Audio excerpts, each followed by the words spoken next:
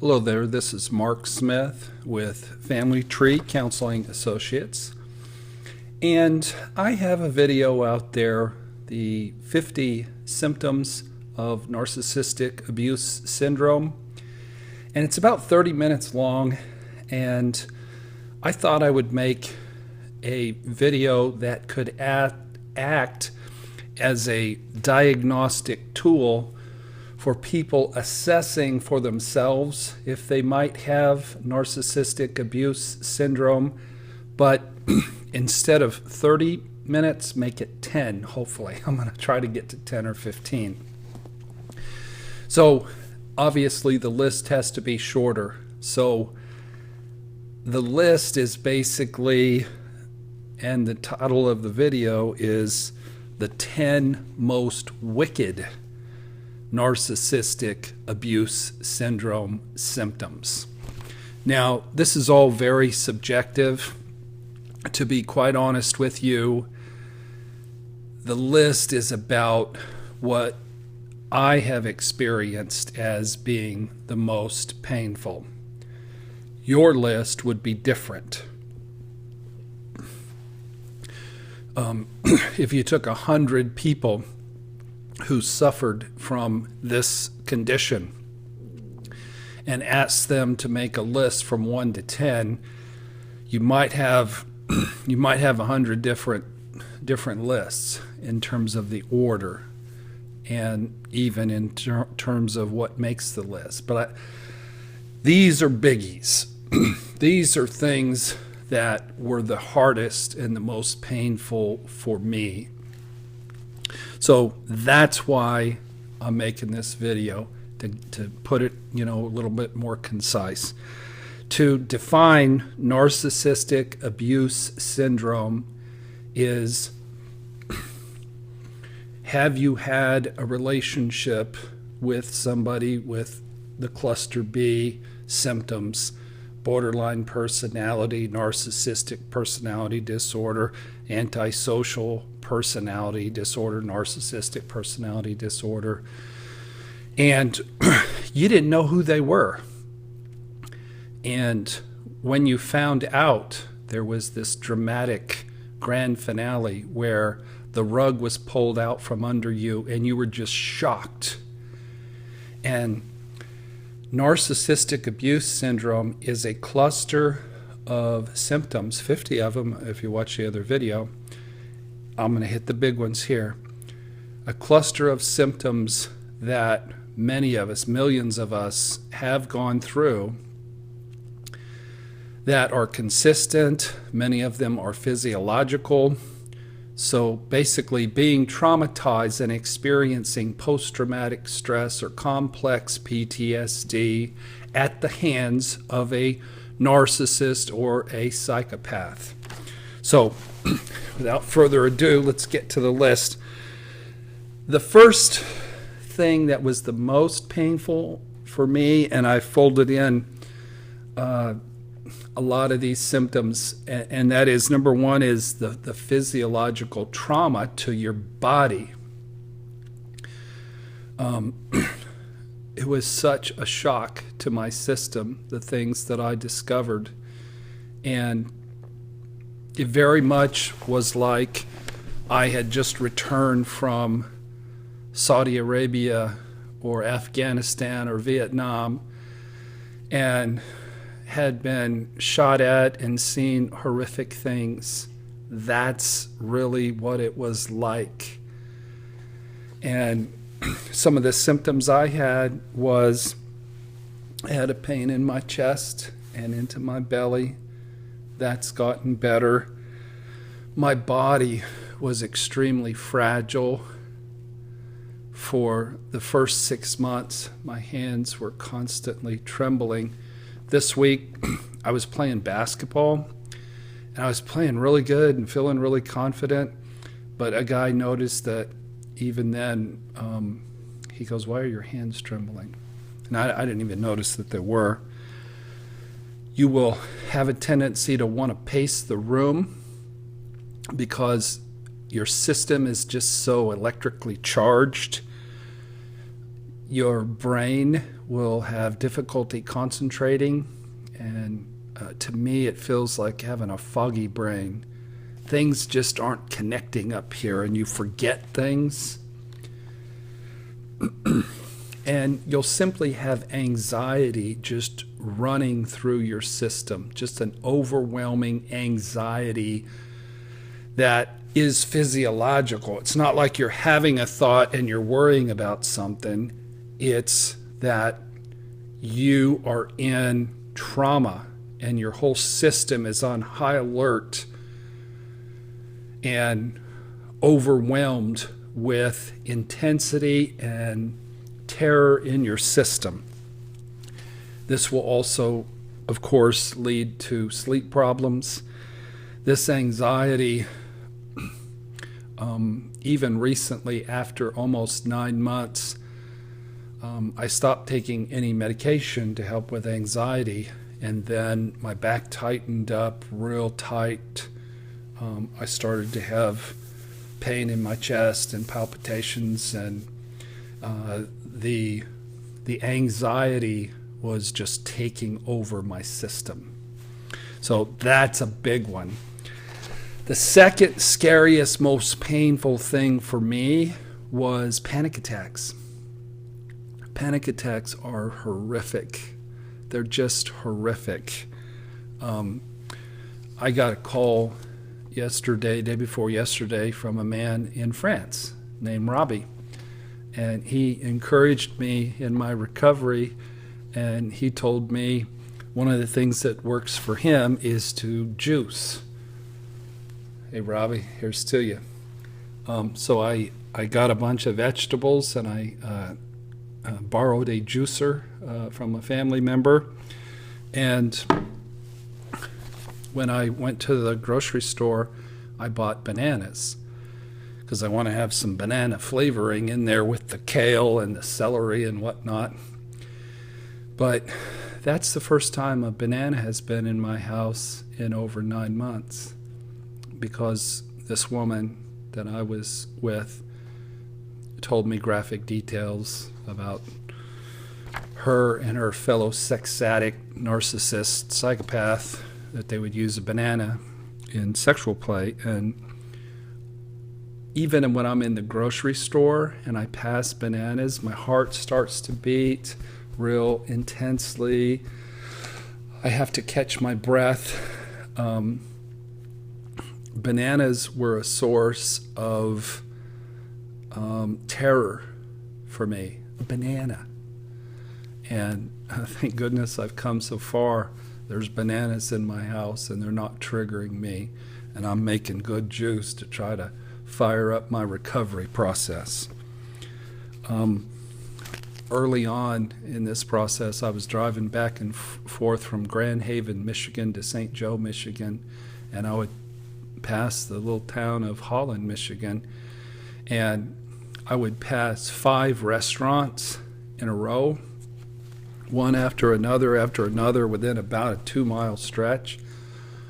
And they were all chain restaurants, and they were places that she had gone to with this fellow narcissist. And at the time, I would start crying.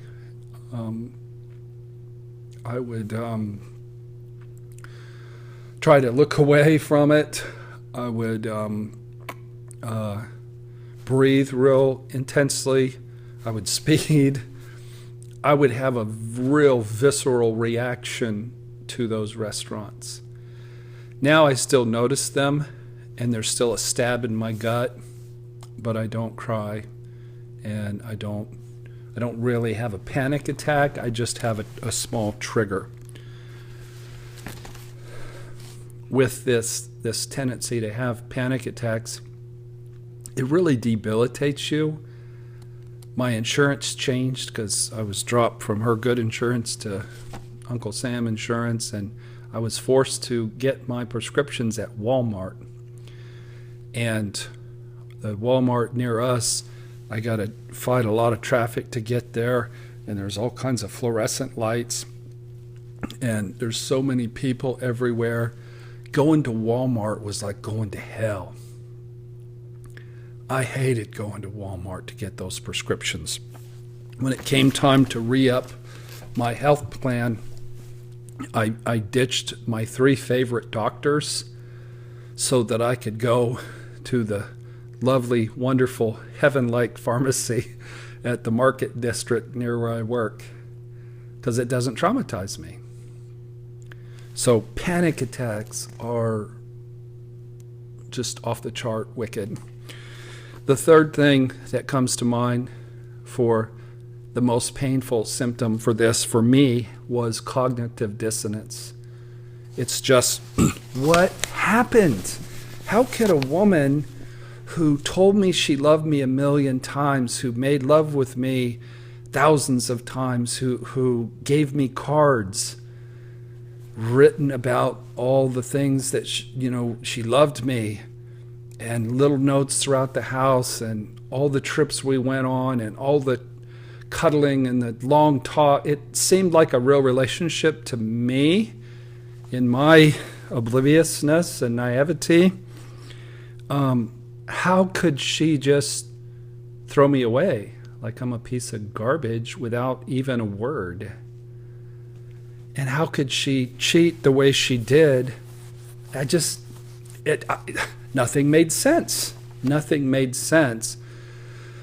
And so your mind goes back and forth, and it's just the most torturous condition to have your mind centered on this person who hurt you so bad. And some days you're like, oh, maybe it's me. Maybe I was the narcissist, and she went to that treatment center, and maybe they told her to stay away from me because I'm a bullshit. But your mind will do that. Your mind will go back and forth, and then the next day you're like, she was the devil. Thank God I came across a book called Psychopath Free by Jackson McKenzie, and it cleared up every single bit of my cognitive dissonance. I don't have any cognitive dissonance anymore. I know who she is. I know who I am. I know what went down. And that's a blessed, peaceful, wonderful feeling that has really turbocharged my recovery. Another tremendous, tremendous gift, as you guys know right now, because you're doing it right now. The best way to clear up your cognitive dissonance is watch YouTube videos.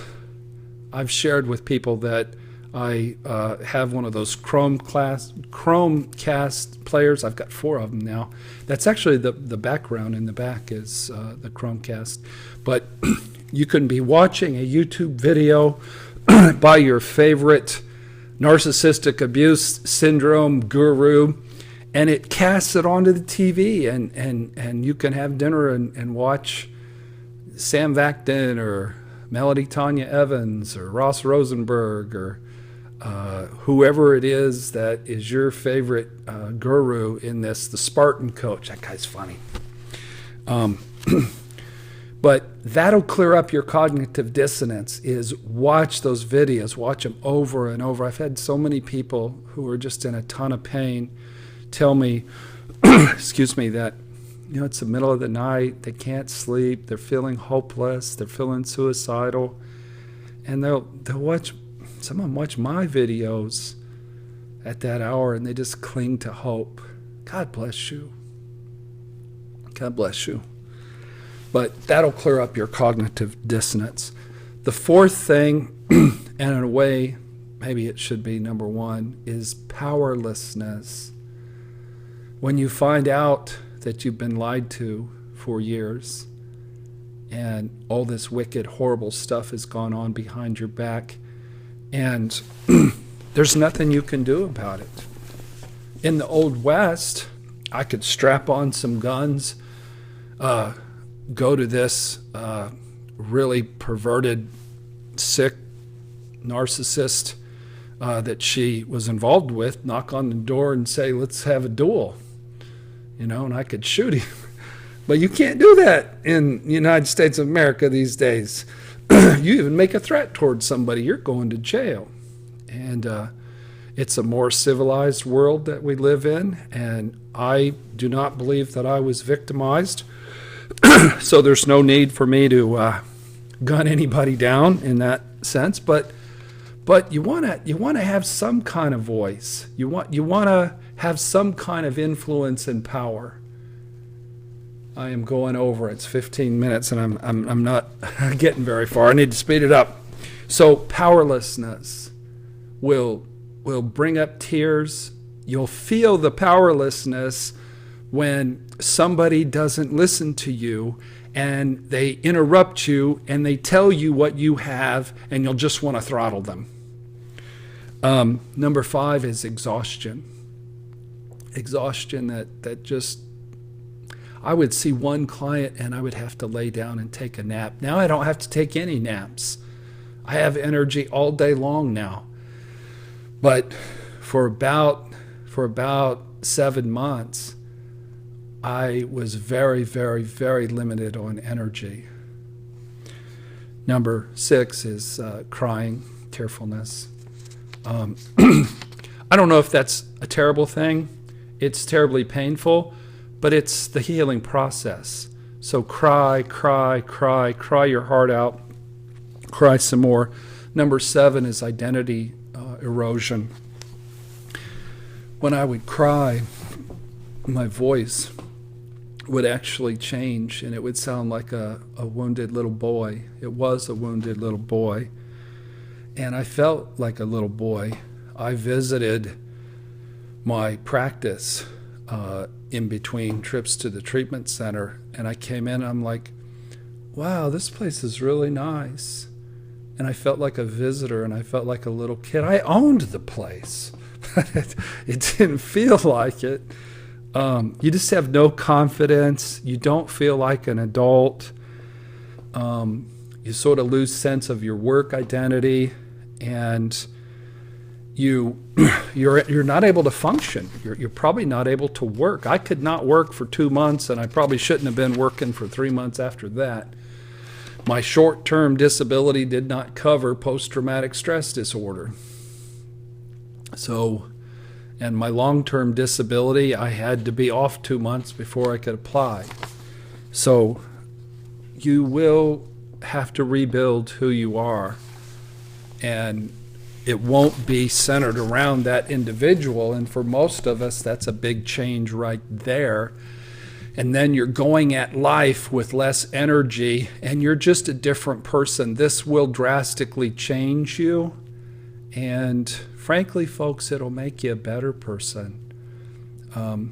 All the feedback I've gotten is I'm a nicer, better person now than I was, and I have more empathy. And in my obliviousness and arrogance, I could come across like a bit of an asshole in the past. And so there is beauty for ashes. There is a blessing in disguise, very much so. The 8th thing is rage. You'll have rage. Every time I passed Buffalo Wild Wings, I pictured getting a big rock and throwing it through their window. I actually got a rock and it was carried around in my car. I never drove up to it, but the thought was in my mind to do violence upon this place that was her sexual addiction hangout. When my therapist disagreed with me early on, we got into shouting matches. When I would play basketball that first couple of months, I mean, I literally threw a lot of guys to the floor. And my whole way of carrying myself was just so filled with rage. Number 9 is hopelessness, lacking joy, not seeing a future, thoughts of suicide. And number 10 is, after going through all this torture, nearly committing suicide, not being able to eat, having trembling hands, not being able to work, just being shattered into a billion pieces, then you're addicted to the person who did that to you. And it's physiological, and it goes back to family of origin, neediness, but that's number 10. So these were the 10 most wicked symptoms for me. If you want to learn more about this, watch my video, The 50 Symptoms of Narcissistic Abuse Syndrome. I got this done a little over 20 minutes. I ramble on sometimes. Thank you for watching. Join our YouTube channel. Visit our website, familytreecounseling.com, for some books. I hope this is helpful. Make a list yourself. If you suffer from this, sit down. It was helpful for me to, out of the 50, pick the worst 10 for you and then put them in order. These are all in order for me. Thank you for watching. God bless you guys.